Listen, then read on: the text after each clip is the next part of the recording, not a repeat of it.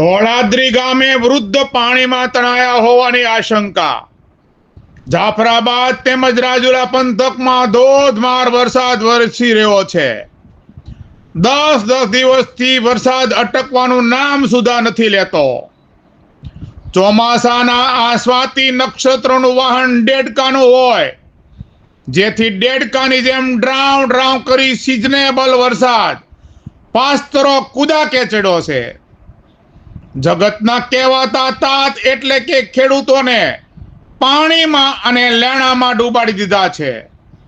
હવે ખેડૂતોએ તો સિંગ, કપાસ, ડુંગળી, તુવેર, બકાલાના 2 રૂપિયા, ડુંગળીના 68, 67 અને 62 રૂપિયા કરીને સત્તાના સિંહાસને બિરાજતા હોલ બૂટ પહેરીને સર્વે કરવા જતા જેમની નેતાગીરી વામણી પુરવાર થઈ છે અને ખેડૂતોના ભોગે રાજકારણ કરતા અને સત્તા લાલચુ પોતાની સત્તા ટકાવવા માટે હવામાં ઉસાકા લઈ રહેલા નેતાઓને ગાંગા ગેરુ આવ્યો તો ગાંગો રોટલો ફેરવીને જોવા બેઠા એવા વામણા નેતા, જેને ગેરુ શેમાં આવે, દેશી ખાતર શું કહેવાય એ પણ ખબર પડતી નથી અને ભાષણ ઠોકતા હોય કે ઉઈનના ભાવ વધારે છે તો ઘેટાનું વાવેતર વધારી દેવું પડશે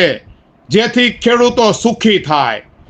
એવા આ છે તે છે ચાય તે વાના છે કરનારા નિષ્ઠુર દયાહીન નેતા, સચિવાલયમાં બેઠા બેઠા હેક્ટરે 1 ગાડું છાણિયું ખાતર નાખવા ભલામણ કરનારા નેતા, જેને ખટારાના ખની પણ ખબર નથી પડતી એવા નેતા ખેડૂતોનું શું ભલું કરવાના।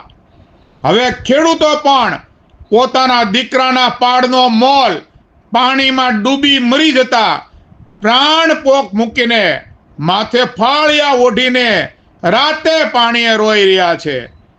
આ બેરી ગુંગી સરકારના કાન કોડિયામાં આ ખેડૂતોના રોવાનો અવાજ અથડાઈને પાછો ખેડૂતના દિલમાં આવીને છુપાઈ જાય છે, સમી જાય છે। અધૂરામાં પૂરું ગત રાત્રિના ધોધમાર વરસાદ પડવાથી સ્થાનિક નદીઓમાં ઘોડાપૂર આવ્યા હતા, જેને લઈને અમરેલી જિલ્લાના જાફરાબાદ તાલુકાના ધોળાદ્રી ગામે રહેતા 60 વર્ષીય વૃદ્ધ સોમાભાઈ રાઠોડ પાણીમાં તણાયાની જાફરાબાદ મામલતદારને જાણ કરવામાં આવી હતી। જે ઘટનાના પગલે NDRF ટીમ, જાફરાબાદ મામલતદાર સહિત રેસ્ક્યુ ટીમ ઘટના સ્થળે ધોળાદ્રી ગામે આવી પહોંચી હતી। નદીના 10 મસ્તા વહેતા પ્રવાહમાંથી વૃદ્ધને શોધી કાઢવાની કામગીરી હાથ ધરવામાં આવી હતી। આ તકે તંત્રની સાથે ગામના સરપંચ સહિતના ગ્રામજનો પણ આ શોધખોળમાં જોડાયા હતા।